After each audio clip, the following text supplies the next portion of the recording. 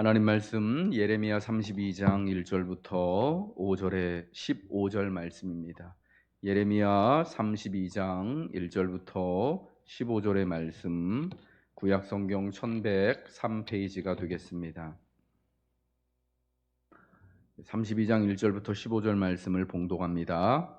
유다의 시드기야 왕 열째 해 곧 느부갓네살 18째 해에 여호와의 말씀이 예레미야에게 임하니라. 그때의 바벨론 군대는 예루살렘을 에워싸고 선지자 예레미야는 유다의 왕의 궁중에 있는 시위대 뜰에 갇혔으니 이는 그가 예언하기를 여호와의 말씀에 보라 내가 이 성을 바벨론 왕의 손에 넘기리니 그가 차지할 것이며 유다 왕 시드기야는 갈대아인의 손에서 벗어나지 못하고 반드시 바벨론 왕의 손에 넘겨진 바 되리니 입이 입을 대하여 말하고 눈이 서로 볼 것이며 그가 시드기야를 바벨론으로 끌어가리니 시드기야는 내가 돌볼 때까지 거기에 있으리라. 여호와께서 이와 같이 말씀하시니라. 너희가 갈대아인과 싸울지라도 승리하지 못하리라 하셨다 하였더니 유다 왕 시드기야가 이르되 내가 어찌하여 이같이 예언하였느냐 하고 그를 가두었음이었더라. 예레미야가 이르되 여호와의 말씀이 내게 임하였느니라. 이르시기를 보라 내 숙부 살룸의 아들 하나멜이 내게 와서 말하기를 너는 아나돗에 있는 내 밭을 사라.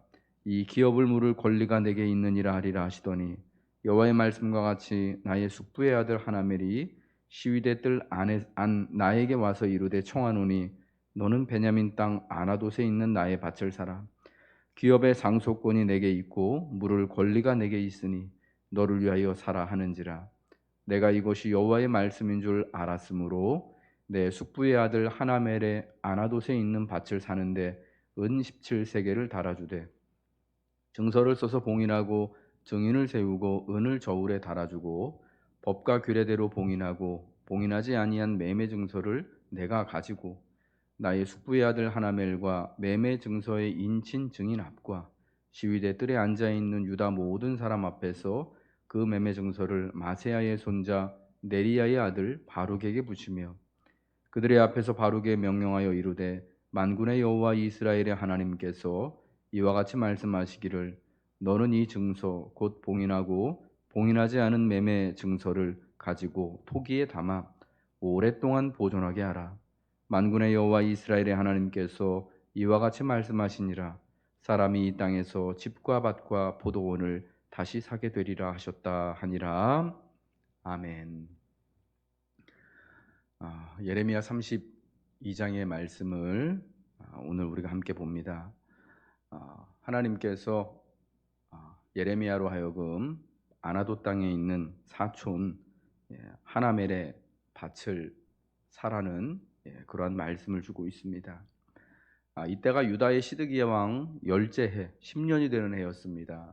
이제는 이때에 예레미야가 시위대 뜰 안에 있는 감옥에 갇혀 있는 상황입니다. 예레미야가 이때 시위대 뜰 안에 갇혀 있는 시위대 뜰에 마련된 감옥에 갇혀 있는 이유는 왕과 그리고 또 예루살렘 성에 대하여서 예루살렘 성이 바벨론 왕 손에 의해 갈대아인의 손에서 벗어나지 못하고 사로잡히고 성벽이 무너질 것이다 라고 말했기 때문입니다. 그래서 시드기야 왕이 그가 어찌하여 이렇게 왕에 대하여서는 사로잡혀가고 이 예루살렘에 대해서는 무너질 것이다, 결단코 갈대아인의 왕을 피할 수 없을 것이다라고 예언하였느냐라는 죄명으로 그를 가두었던 거예요. 근데 이때는 사실은 상황이 굉장히 절박한 상황입니다. 느부갓네살 왕이 이 갈대아인의 왕 바벨론의 느부갓네살 왕이 예루살렘으로 쳐들어와서 그 쳐들어왔을 때가 그러니까 이제 유다의 이제 마지막 시기 시드기야 9년째였는데요. 이제 열왕기야 25장을 참조하여서 보시면은 여러분이 자세히 아실 수 있을 것입니다. 시드기야 왕 9년에 예루살렘을 침공하였어요. 3차 침공이에요. 그리고 예루살렘 성벽을 에워싸고 있었습니다. 그게 언제까지냐? 지금 오늘 본문은 시드기야 열째 해라고 말하는데요. 시드기야 11년째까지 11째 해까지 만 2년을 횟수로 2년을 예루살렘 성벽을 포위하게 되고 마침내 시드기야 11년에 성벽이 함락되어지고 왕은 몇몇의 사람들과 함께 예루살렘을 빠져나서 도망치다가 저기 서쪽 바다 쪽으로 도망치다가 결국은 붙잡혀가지고 두 눈이 뽑힌 채로 바벨론 왕 손에 의해서 포로로 끌려가게 되어지게 되죠. 그러니까 이때는요 곧 예루살렘이 멸망할 때예요. 예레미야가 이 뜰에 갇혀 있을 때는요.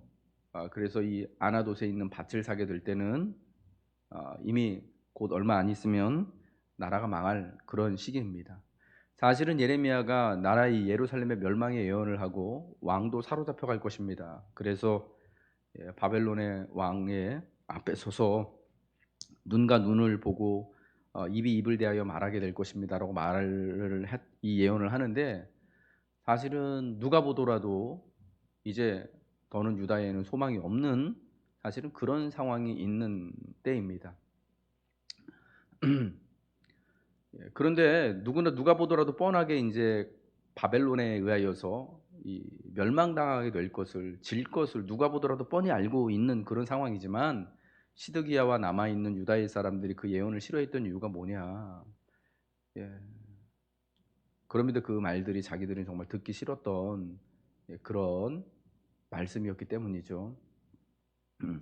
그럼에도 자기들이 망하지 않을 것이다라는 일말의 기대가 속에 있었기 때문이죠. 그러나 정말 안타깝게도 예레미야를 통하여 말씀하신 대로 사실은 그때 흘러가는 국제적인 정세가 유다가 망할 수밖에 없는 그런 상황이었다라는 것입니다.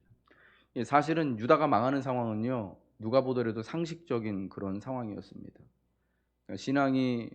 신앙과 일반적인 상식이 여러분, 저는 그래서 반대되는 것은 아니다라고 생각합니다. 물론 신앙은 상식을 뛰어넘습니다. 이 세상의 형편을 뛰어넘는 것이 신앙입니다. 그것이 믿음이고 하나님이 역사를 주관하시는 하나님의 모습이죠. 그러나 굉장히 많은 부분에 있어서는요 세상의 상식적인 것과 같이 가고요, 또 신앙이 상식을 벗어나는, 사실은 세상의 상식이라는 것이, 세상의 정세라는 것이 신앙의 틀 안에 이렇게 들어가 있거든요. 그래서 그것을 벗어나는 일이 그리 많지 않다라는 거.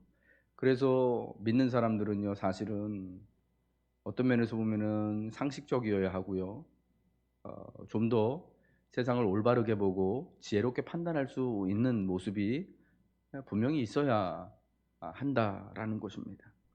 안타깝게도 시드기야와 그때 유다의 사람들은요 그런 안목이 부족했어요.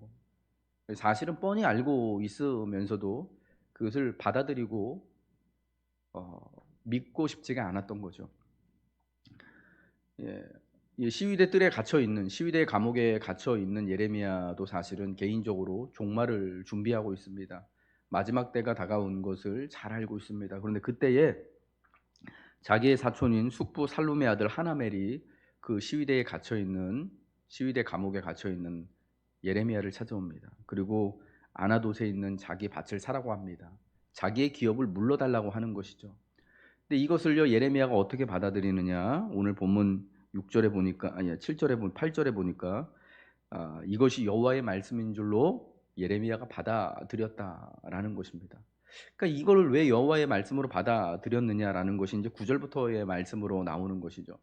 사실은 지금은 예레미야가 뭐 밭을 사고 팔 때가 아니잖아요.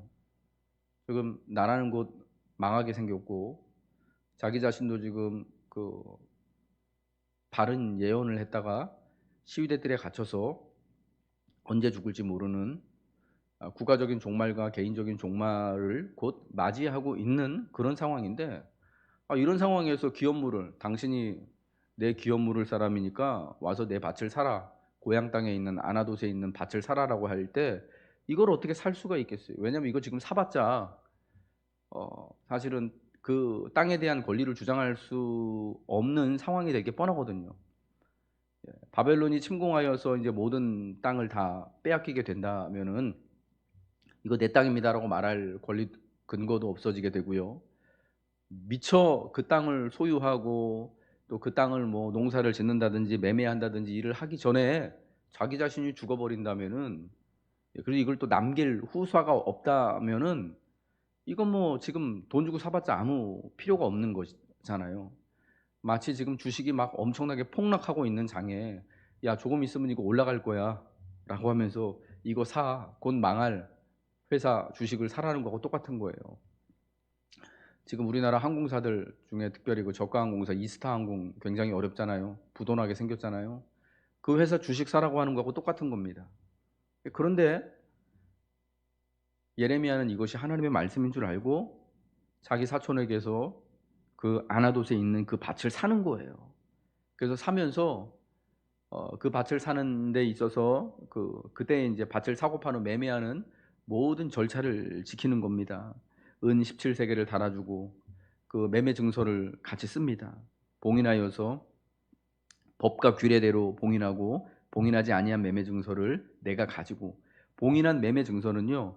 그러니까 매매 증서를 두 개를 써서 봉인하지 아니한 것은 자기가 가지고 봉인한 매매 증서는 그 땅을 판 하나멜과 매매 증서의 인친 증인 앞과 시위대 뜰에 앉아 있는 모든 유다 사람들 앞에서 그 매매 증서를 마세아의 손자 자기가 함께 수고했던 네리야의 아들 바룩의 손에 붙여서 바룩이 그것을 잘 봉인하여서 토기에 담아서 오랫동안 보존하게 하는 거예요. 왜 이런 공식적인 절차들을 거치느냐? 이제 이 땅은 아나돗에 있는 이 밭은 예레미야에게 합법적으로 공식적으로 권리가 다 매매가 되었습니다. 승계가 되었으니까 이제 공식적으로 완전히 예레미야의 것입니다라는 것을 사람들에게 알린 거예요, 법적으로. 우리로 치면은 인제 땅을 매매한 다음에 이제 법원에 가 가지고 뭡니까 이제 주택과에 가 가지고 인제 인증을 받은 공증 뭐라 그러죠? 인제 법무사 통해 가지고 이렇게 다 내 걸로 등록을 한 것이죠. 근데 왜 이렇게 하느냐? 이제 곧 있으면 하나님께서 15절 말씀처럼 여호와 이스라엘의 하나님께서 이와 같이 말씀하시기를 사람이 이 땅에서 밭과 집과 포도원을 다시 사게 될 때가 올 것이기 때문에 그렇다라는 겁니다. 미래에 대한 열린 결말, 그 소망을 가지고 있기 때문에 지금 이 감옥에 갇혀 있는 개인적인 종말을 바라고 있는 상태에서 어 느부갓네살 왕에 의한 국가적인 종말을 눈앞에 두고 있는 상황에서도 곧 이 임박한 멸망을 알면서도요. 그러나 이 멸망의 순간이 지나고 난 다음에 하나님이 말씀하신 시일이 지나면 다시금 이 땅에서 집과 밭과 포도원을 다시 사게 될 때가 올 것임을 알기 때문에 지금 아나돗에 있는 그 밭을 사촌에게서 자신이 사는 거예요. 그 매매 행위를 합법적으로 공식적으로 많은 그 시위대 뜰 안에 있는 유다 사람들, 자기의 이 매매 행위에 있어서 법적으로 공증되어지는 사람들에게 보여줌으로써 자 우리가 이제 곧 이렇게 멸망의 형편에 있지만 그러나 다시금 이곳에서 집과 밭과 포도원을 사는 일을 하나님이 허락하실 것입니다라는 것을 보여주는 것입니다. 여러분 여기에 하나님이 말씀하시고자 하는 바가 있는 것이죠. 비록 이렇듯 임박한 심판과 멸망의 상황에서도 정상적으로 합법적으로 밭을 사고 팔 수 있는 모습을 통해서 이제 우리가 여기서 이렇게 밭을 사고 집을 사고 포도원을 사고 팔 수 있는 그때가 그래서 이 결국은 그게 뭐냐면 그 땅에 대하여서 소유하고 내가 사용하고 할 수 있는 권리를 하나님께서 다시금 되찾아 주시는 때가 분명히 있을 것인 줄 알아라. 그러니까 그때를 기다리면서 이제 지금 그 땅을 매매한 사람이 어떻게 되는 겁니까? 그 토지 증서를 잘 간직하고 붙들고 있어야 되는 거잖아요. 그와 같은 소망을 붙들고 임박한 이 어려움의 때를 살아가라라고 하나님이 말씀하신 것입니다. 아나돗에 있는 밭을 매매하는 것을 통하여서 심판 가운데 멸망 가운데 하나님 미래에 대한 소망, 미래에 대한 회복의 증표를 주시는 것입니다. 오늘 우리에게도 하나님 이러한 은혜를 허락하여 주시는 줄 믿습니다. 여러분 우리가 복음서의 말씀에 그 마지막 때 하나님이 심판하시는 때 우리 주님이 말씀하시잖아요. 두 사람이 밭을 갈고 있는데 하나는 데려감을 당하고 하나는 남겨짐을 당하고 여러분 그 말씀 기억하시죠? 저는 그 종말에 대한 그 마지막 심판에 대한 그 말씀이 굉장히 우리에게 큰 인사이트를 준다고 생각합니다. 지금 우리가 비록 어려움의 때이고 또 어느 순간 우리가 이 땅에 대한 하나님이 계획하신 그때가 마지막 때는 종말의 때는 이런 그러한 상황을 맞이하게 될 때가 분명히 반드시 올 것입니다. 그것이 우리 때가 될 수도 있고 그 다음에 다음의 때가 될 수도 있는데 우리가 이 땅을 살면서 중요한 건 뭐냐? 아, 이제 세상 사는 게 너무 힘들다. 이제 세상이 끝이 났다라고 하여서 아무 손 놓고 빈손으로 살아가는 것이 아니라 그 순간순간마다 주어진 순간에 최선을 다하여서 예레미야가 밭을 사고 파는 것처럼 우리 일상을 충분히 살아가는 거예요. 예, 밭을 기경하다가 하나님이 부르시면 가는 거예요. 우리의 일을 하다가 우리가 이렇게 모여서 예배를 하다가 혹은 또 여행을 하며 또 일상을 위하여서 또 사업을 위하여서 수고하며 일을 하다가 내가 일하는 일터에서 가정에서 직장에서 사업장에서 주를 위하여서 수고할 때 마지막 순간까지 최선을 다하여서 수고하고 사고 팔고 일하고 격려하고 하다가 저 같은 목사는 또 이렇게 또 하나님 말씀 전하면서 신방 다니면서 위로하고 격려하며 이런 일을 할 때 하다가 하나님이 부르시는 그때에 데려감을 당하는 거예요. 여러분 이러한 하나님의 뜻을 기억하면서 오늘 우리가 우리 일상이 계속 지속되어 줄 수 있도록 우리가 우리에게 맡겨진 일들에 대하여서 수고하고 또 힘을 써서 살아가야 할 줄을 믿습니다. 우리 하나님이 사랑하는 성도 여러분들, 고난 가운데 우리 장래에 대한 우리 삶에 대한 회복의 소망을 하나님이 주시는 줄로 믿으시기 바랍니다. 다시금 이 땅에 사람이 이 땅에서 집과 밭과 포도원을 사게 되리라 하신 이 하나님의 말씀을 기억하면서 우리가 우리의 삶에서 다시금 우리가 함께 모여 예배하고 함께 교제하고 그리고 또 우리가 일상에 살아가는 대로 수고하며 애쓰는 대로 하나님이 또 우리에게 또 밭도 허락해 주시고 집도 허락해 주시고 포도원도 허락해 주시고 삶의 수고한 열매대로 갚아 주시는 그날이 올 것을 그때가 우리 인생에 남아 있음을 기억하면서 오늘 우리의 일상을 우리의 삶을 성실히 살아가시길 주님의 이름으로 부탁드립니다. 기도하겠습니다. 하나님, 아나돗의 밭을 사는 것, 매매하는 것을 통하여서 예레미야는 장래에 대한 하나님의 소망의 말씀을 들었습니다.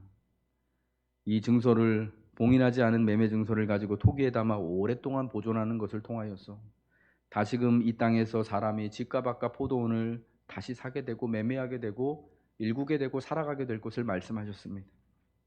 하나님, 이러한 은혜가 오늘 코로나로 인하여서 힘든 우리의 삶에 꼭 필요한 하나님의 말씀이고 은혜인 줄로 믿사오니 하나님, 우리가 주의 말씀을 붙들고 소망 가운데 살아갈 때 성실하게 하시고 하나님, 그리하여서 다시금 우리의 삶에서 우리가 집을 사고 포도원을 일구고 밭을 사며 하나님이 허락하신 하나님의 땅 가운데 하나님의 기업 가운데에서 성실히 땀 흘려 수고할 때마다 하나님 결실하며 그 결실을 누릴 수 있는 은혜의 자리가 우리에게 올 수 있도록 하나님이 축복하시고 인도하여 주옵소서. 오늘 귀한 9월 15일 한날 사랑하는 성도들 이 땅을 믿음으로 살아갈 수 있기를 원하며 각자의 자리에서 각자의 일터에서 수고할 때 하나님 저들을 도우시고 우리의 길을 하나님 인도하여 주시옵소서. 모든 영광 주님께 올려드리며 예수 그리스도 이름 받들어 기도하옵나이다. 아멘. 하늘에 계신 우리 아버지여, 이름이 거룩히 여김을 받으시오며 나라의 임하옵시며 뜻이 하늘에서 이룬 것 같이 땅에서도 이루어지이다. 오늘날 우리에게 일용할 양식을 주옵시고 우리가 우리에게 죄 지은 자를 사하여 준 것 같이 우리 죄를 사하여 주옵시고 우리를 시험에 들게 하지 마옵시고 다만 악에서 구하옵소서. 대개 나라와 권세와 영광이 아버지께 영원히 있사옵나이다. 아멘.